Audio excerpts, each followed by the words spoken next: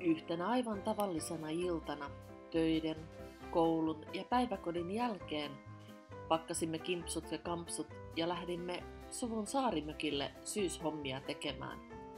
Juuri tämmöiset arkiset irtiotot, yhdessä lasten kanssa puuhaamiset ja mökkihommien hissukseen tekeminen olivat niitä syitä muiden ohella, minkä takia halusimme kokeilla asua vuoden verran lähempänä mökkiä.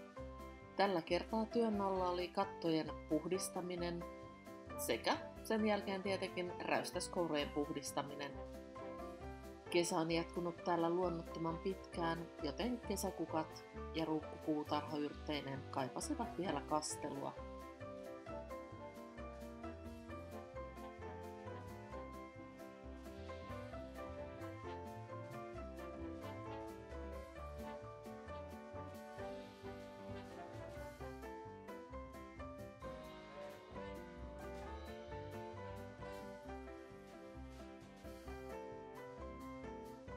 Mökkielämään kuuluu olennaisena osana hauskanpito ja lapsen kasvuun tietynlaiset asiat, joita me aikuiset ehkä kutsumme kolttosiksi.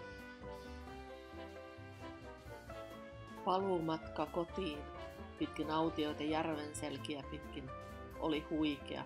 Tuntui kuin koko Saimaa olisi ollut vain meitä varten, vain meille. Täällä ei enää arkisin näy juurikaan turisteja.